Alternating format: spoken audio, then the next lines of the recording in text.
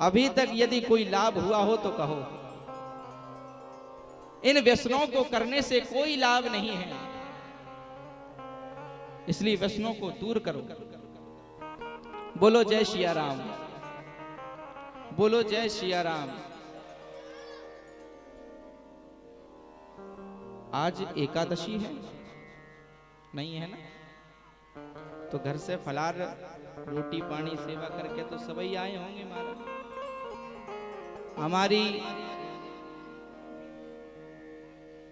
थोड़ी सी तबीयत भी ठीक नहीं है, परंतु फिर भी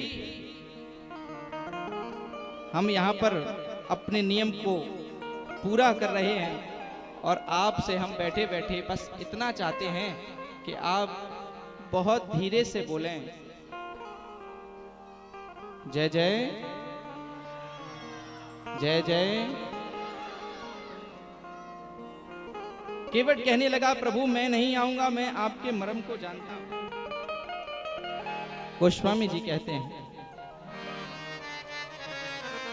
छुवत सिला भई नारी सुहाई, छुवत सिला भई नारी सुहाई, पाहन ते न काटे कठिनाई, पाहन ते न काटे कठिनाई, तरनी मुनि करनी होई जाई, तरनी मुनि करनी होई जाई, बाट परई मो नाव उड़ाई, बाट परई मो नाव उड़ाई, छुवत शिला भई नारी सुहाई, पावन ते न काटे कठिनाई,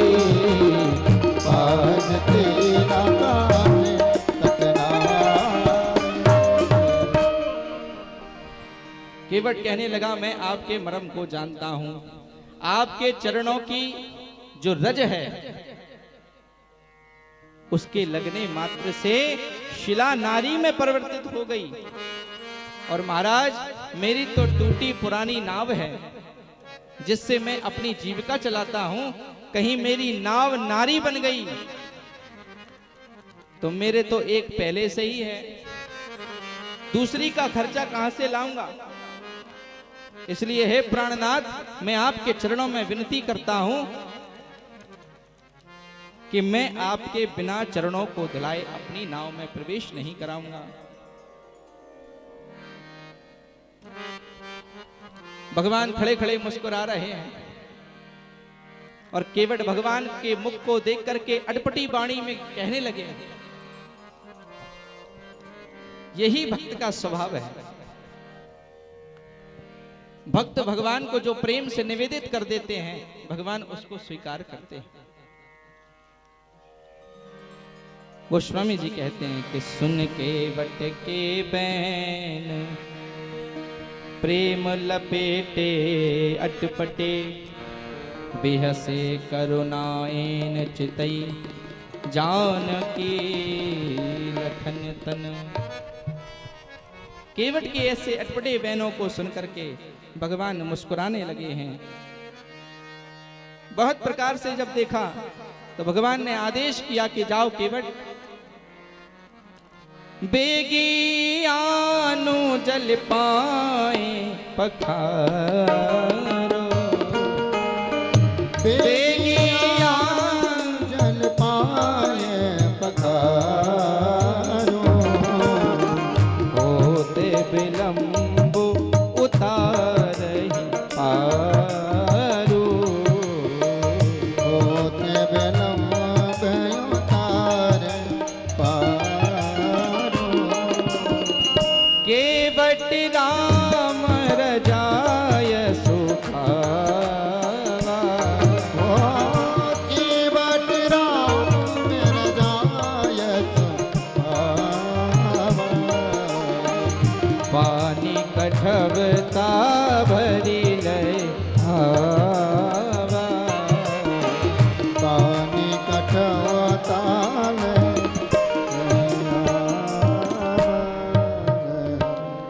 गोस्वामी जी कहते हैं, प्रभु श्री राम की आज्ञा पाकर के केवट प्रसन्न होकर के उठा और तुरंत अपने बच्चों को आवाज लगाई, अरे पप्पू डब्बू चप्पू सब लोग चले आओ।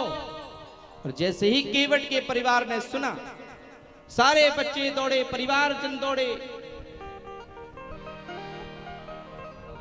और कठौता लेकर के केवट कहता है, यहां पर गोसाई जी ने एक शब्द का उपयोग किया है, पानी कठवता भरी ले आवा।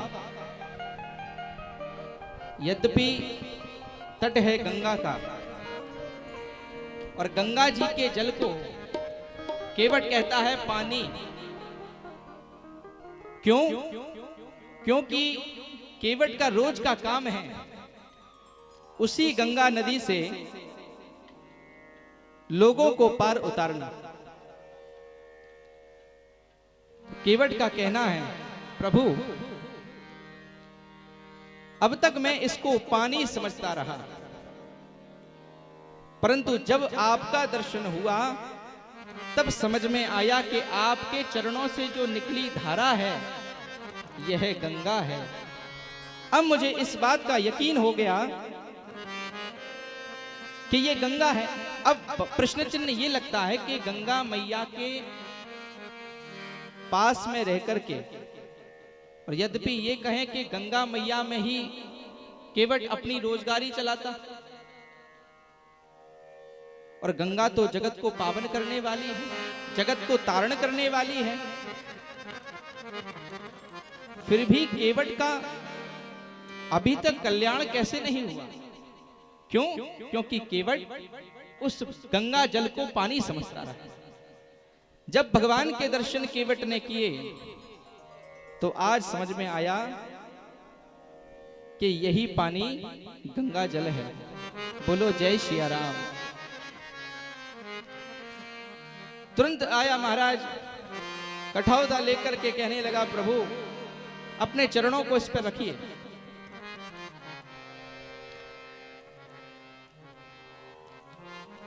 आइए एक पद, उसके बाद कथा क्रम को आगे करेंगे।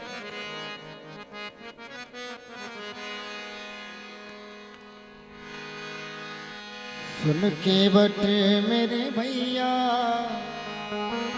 किनारे लाओ नैया, हमें तो पार जाना है। बड़े प्रेम के सुन साथ केवट मेरे भैया, किनारे लाओ नैया, हमें तो पार जाना है। सुन केवट मेरे भैया, किनारे लाओ नैया, हमें तो पार जाना है। सुन केवट मेरे भैया, किनारे लाओ नैया, हमें तो पार जाना है।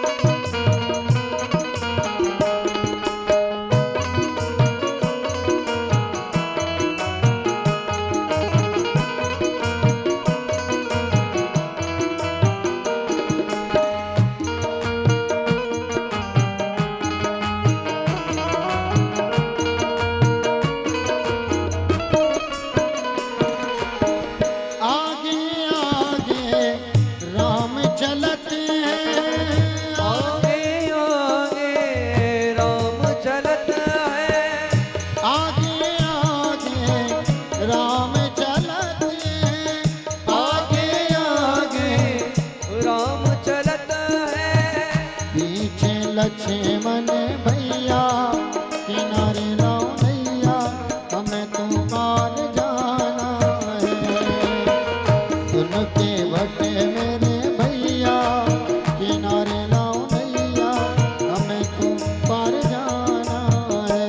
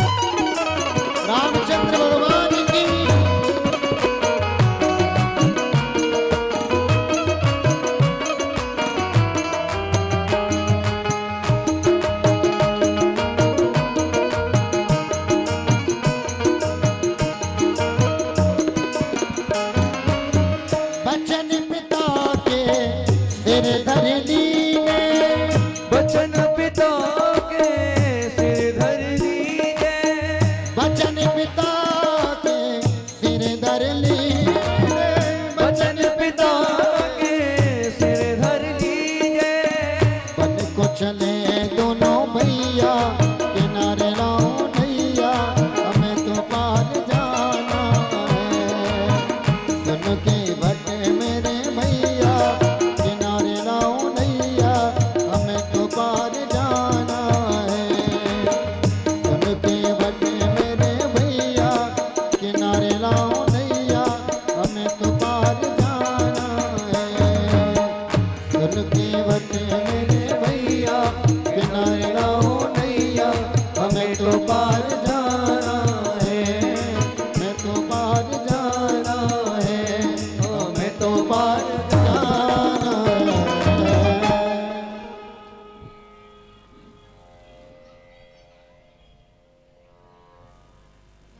बोलो जय श्री राम। अरे जरा प्रेम से बोलो जय श्री राम।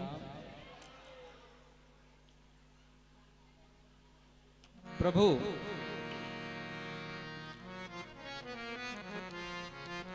के चरणों को केवट आज पखारता है तो कठौता में मेरे प्रभु केवट के कठौते में एक चरण को रखते हैं और लगा केवट धोने। बड़ा प्रसन्न है, हर्ष हृदय में नहीं समा रहा है महाराज। प्रसन्न होकर के आज प्रभु श्री राम के चरणों को धो रहा है और यह देख करके सब देवता केवट के भाग्य की सराहना कर रहे हैं कि धन्य है केवट भैया, जिन चरणों से ये सुरसरी धारा पावन कलकल करती हुई धारा गंगा निकली, आज वो चरण स्वयं चल करके गंगा तट पर आए और उन चरणों का सानिध्य आपको प्राप्त हो रहा है। केवट की भाग्य की प्रशंसा नहीं की जा सकती। प्रभु का एक चरण धो लिया केवट ने तो दूसरा चरण मांगा। अब दूसरा चरण प्रभु ने कठौता में रखा तो दूसरा चरण धोने लगा। फिर प्रभु से केवट कहता है, प्रभु ये वाला चरण जमीन में रखने से इसमें धूल के कण लग गए हैं, तो लाइए इसको भी धुला लीजिए। फिर केवट ने वो जमीन में रखा हुआ जो पृथ्वी पे चरण रखा था वो उठाया, कठौता में धोया, एक धोया फिर दूसरा धोया, फिर ऐसे कर करके एक एक करके धोता रहा। लक्ष्मण जी को क्रोध आया। लक्ष्मण जी ने कहा, भैया केवट, यदि भगवान के चरण पकड़ लिए हो तो आगे बढ़ें। हाथ जोड़ करके केवट बोला, भैया जब चरण पखारने की कही है तो मुझे अपने हिसाब से चरण पखारने दो।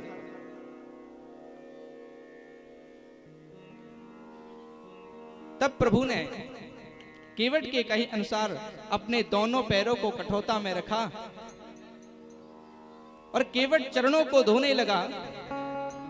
जैसे ही प्रभु का संतुलन बिगड़ा तो केवट कहता है, प्रभु आप अपने दोनों हाथों को मेरे सर पे रख दीजिए। तो भगवान ने अपने दोनों हाथों को उठा करके केवट के